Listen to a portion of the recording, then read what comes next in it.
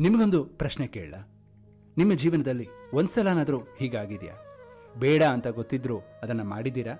ಇಷ್ಟ ಇಲ್ಲ ಅಂತ ಗೊತ್ತಿದ್ರೂ ಇನ್ನೊಬ್ಬರನ್ನ ದ್ವೇಷ ಮಾಡಿದ್ದೀರಾ? ಅದೇ ಒಂದು ರಾಗ, ಒಂದು ದ್ವೇಷ ನಿಮ್ಮ ಇಡೀ ಜೀವನವನ್ನು ತಿರುಗಿಸಾಕಿರಬಹುದು.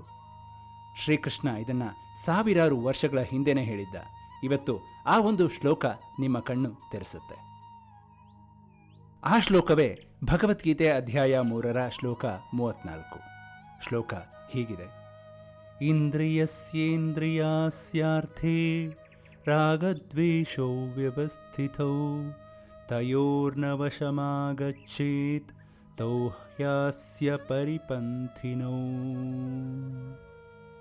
ಇದರ ಸರಳ ಕನ್ನಡ ಅರ್ಥ: ಪ್ರತಿಯೊಂದು ಇಂದ್ರಿಯಕ್ಕೂ ಅದರದ್ದೇ ಆದ ಇಷ್ಟ ಮತ್ತು ಇಷ್ಟ ಇಲ್ಲದ್ದು ಇರುತ್ತೆ.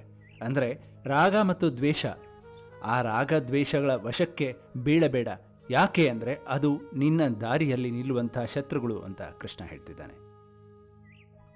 ಇದನ್ನೇ ಒಂದು ಸುಂದರವಾದಂತಹ ಕಥೆ ಮೂಲಕ ಅರ್ಥ ಮಾಡಿಕೊಳ್ಳೋಣ. ಇದು ಆರ್ಯನ್ ಕಥೆ. ಬೆಂಗಳೂರಿನಲ್ಲಿ ಒಂದು ಚಿಕ್ಕ ಸ್ಟಾರ್ಟಪ್ನಲ್ಲಿ UI ಡಿಸೈನರ್ ಆಗಿ ಕೆಲಸ ಮಾಡ್ತಿದ್ದ. 26 ವರ್ಷ ವಯಸ್ಸು. ಒಳ್ಳೆ ಹುಡುಗ. ಮನೆಯಲ್ಲಿ ಅಮ್ಮ ಅಪ್ಪ ಅಷ್ಟೇ ಫ್ಯಾಮಿಲಿ. ಕಷ್ಟಪಟ್ಟು ಓದಿ ಬೆಂಗಳೂರಿಗೆ ಬಂದಿದ್ದ. ಒಂದು ದಿನ ಆಫೀಸ್ನಲ್ಲಿ ಹೊಸ ಪ್ರಾಜೆಕ್ಟ್ ಬಂತು. Team lead Rohan. ಆರ್ಯನ್ಗಿಂತ ಸೀನಿಯರ್. ಮೊದಲಿಂದಲೂ ಇವನಿಗೆ ಆರ್ಯನ್ ಮೇಲೆ ಸ್ವಲ್ಪ ಸಿಟ್ಟು. ಯಾಕಂದರೆ ಆರ್ಯನ್ ಕೆಲಸ ಚೆನ್ನಾಗಿತ್ತು. ಮ್ಯಾನೇಜರ್ ಯಾವಾಗಲೂ ಆರ್ಯನ್ನ ಹೊಗಳ್ತಾ ಇದ್ರು. ಆ ನೋವು, ಆ ದ್ವೇಷ ರೋಹನ್ನ ಒಳಗೆ ಉರಿತಾ ಇತ್ತು. ಒಂದು ದಿನ ಆರ್ಯನ್ ಒಂದು ಡಿಸೈನ್ ಮಾಡಿ ಪ್ರೆಸೆಂಟ್ ಮಾಡ್ದ. ಎಲ್ಲರೂ ಹೊಗಳಿದ್ರು, ಕ್ಲೈಂಟ್ ಕೂಡ ಖುಷಿಯಾದರು. ಆದರೆ ರೋಹನ್ ಮೀಟಿಂಗ್ ಆದಮೇಲೆ ಒಂದು ಮೆಸೇಜ್ ಕಳಿಸಿದ್ದ: ಆರ್ಯನ್, ಆ ಡಿಸೈನ್ ಬೇರೆ ಯಾರದ್ದೋ ಐಡಿಯಾ ಅಲ್ವಾ, ಮುಂದೆ ಹಾಗೆ ಮಾಡಬೇಡ ಅಂತ. ಅಷ್ಟು ಸಾಕಾಗಿತ್ತು. ಆರ್ಯನ್ನ ಮನಸ್ಸಲ್ಲಿ ಒಂದು ಬೆಂಕಿ ಹೊತ್ಕೊಳ್ತು. ಅವನ ಕಣ್ಣು ಮುಂದೆ ಒಂದೇ ಯೋಚನೆ: ಇವನಿಗೆ ತೋರಿಸಬೇಕು, ಮರ್ಯಾದೆ ತೆಗೆಯುವಂಥ ಅಟೆಂಪ್ಟ್ ಮಾಡ್ತಾನಲ್ಲ, ಇವನಿಗೆ ರಿಪ್ಲೈ ಕೊಡಲೇಬೇಕು ಅಂತ ತೀರ್ಮಾನ ಮಾಡಿಕೊಂಡ.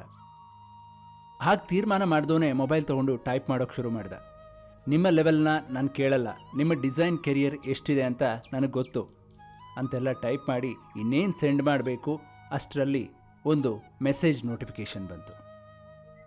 ಆ ನೋಟಿಫಿಕೇಷನ್ ಅವನ ಅಮ್ಮ ಕಳಿಸಿದಂಥ ವಿಡಿಯೋ ನೋಟಿಫಿಕೇಷನ್. ಅದು ಭಗವದ್ಗೀತೆಯ ಶ್ಲೋಕ ಆಗಿತ್ತು. ಅಮ್ಮ ಪ್ರತಿದಿನ ಒಂದು ಶ್ಲೋಕ ಕಳಿಸ್ತಿದ್ಲು. ಆರ್ಯನ್ ಯಾವತ್ತೂ ನೋಡ್ತಿರ್ಲಿಲ್ಲ. ಆದರೆ ಅವತ್ತು ಯಾಕೋ ಗೊತ್ತಿಲ್ಲ ಓಪನ್ ಮಾಡ್ದ.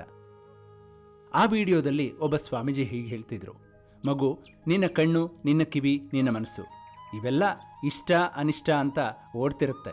ಆದರೆ ಅವುಗಳ ಹಿಂದೆ ನೀನು ಓಡಿದರೆ ನೀನು ಗೆಲ್ತೀಯ ಇಲ್ಲ ಸೋಲ್ತೀಯ. ಆ ರಾಗ ಮತ್ತು ದ್ವೇಷ ಅವು ನಿನ್ನ ದಾರಿ ಕದ್ದ ಶತ್ರುಗಳು ಅಂತ ಆ ಸ್ವಾಮೀಜಿ ಹೇಳ್ತಿದ್ರು. ಆರ್ಯನ್ ಆ ಮಾತು ಕೇಳ್ದ. ನಿಧಾನಕ್ಕೆ ಆ ಡ್ರಾಫ್ಟೆಡ್ ಮೆಸೇಜ್ನ ಓದ್ದ.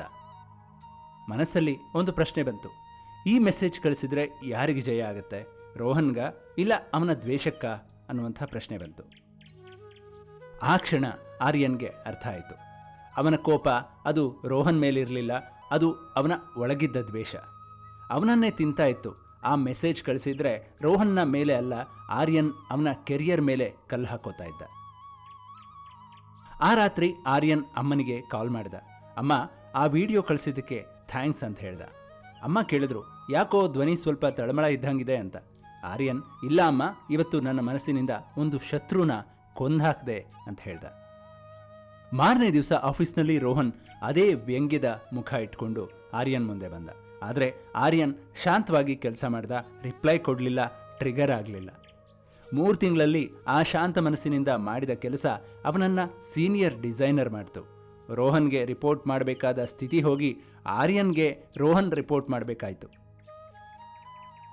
ಕೃಷ್ಣ ಹೇಳ್ತಾನೆ: ನಿನ್ನ ಕಣ್ಣಿಗೆ ಇಷ್ಟ ಆಗೋದು ಕಂಡ್ರೆ ಅದರ ಹಿಂದೆ ಓಡಬೇಡ, ಇಷ್ಟ ಇಲ್ಲದ ಕಂಡ್ರೆ ದ್ವೇಷ ಮಾಡಬೇಡ. ರಾಗ ನಿನ್ನ ಅಂದರೆ ಅಟ್ಯಾಚ್ಮೆಂಟ್ನ ಮೂಲಕ ನಿನ್ನ ಹಾಳು ಮಾಡುತ್ತೆ, ದ್ವೇಷ ನಿನ್ನ ಆ್ಯಂಗರ್ನ ಮೂಲಕ ನಿನ್ನ ಹಾಳು ಮಾಡುತ್ತೆ ಅಂತ. ಇವೆರಡೂ ನಿನ್ನ ಶತ್ರುಗಳು ಹೊರಗೆ ಇಲ್ಲ, ನಿನ್ನ ಮನಸ್ಸಿನ ಒಳಗೆ ಇರುತ್ತೆ ಅಂತ. ಆ ಶತ್ರುನ ಗೆದ್ದ ದಿನ ನೀನು ಯಾರಿಗೂ ಸೋಲಲ್ಲ ಅನ್ನೋದು ಕೃಷ್ಣನ ಮಾತಿನ ಅರ್ಥ. ಈ ಶ್ಲೋಕ ಹೇಗನ್ನಿಸ್ತು ಅಂತ ದಯವಿಟ್ಟು ಕಾಮೆಂಟ್ ಬಾಕ್ಸ್ನಲ್ಲಿ ತಿಳಿಸಿ. ಇಷ್ಟ ಆಗದೇ ಇರುವಂಥ ಯಾವುದಾದ್ರೂ ಒಂದು ಸನ್ನಿವೇಶ, ಯಾವುದಾದ್ರೂ ಒಂದು ಭಾಗ ಇದ್ದರೆ ದಯವಿಟ್ಟು ಅದನ್ನು ಕೂಡ ಕಾಮೆಂಟ್ ಬಾಕ್ಸಲ್ಲಿ ತಿಳಿಸಿ, ಸೊ ದಟ್ ನಾನು ಮುಂದಿನ ಸಂಚಿಕೆಯಲ್ಲಿ ಅದನ್ನು ತಿದ್ದುಕೊಳ್ಳೋಕ್ಕೆ ಪ್ರಾಮಾಣಿಕ ಪ್ರಯತ್ನ ಮಾಡ್ತೀನಿ. ಇಷ್ಟ ಆಗಿದ್ದರೆ ಒಂದು ಲೈಕ್ ಕೊಡಿ, ನಿಮ್ಮ ಫ್ರೆಂಡ್ಸ್ಗೆ, ಫ್ಯಾಮಿಲಿಗೆ ಶೇರ್ ಮಾಡಿ, ಚಾನಲ್ನ ಸಬ್ಸ್ಕ್ರೈಬ್ ಮಾಡಿ ಅಂತ ಹೇಳ್ತಾ ಮುಂದಿನ ಸಂಚಿಕೆಯಲ್ಲಿ ಮತ್ತೆ ಭೇಟಿಯಾಗೋಣ. ಅಲ್ಲಿವರೆಗೂ ಎಲ್ಲರಿಗೂ ನಮಸ್ಕಾರ.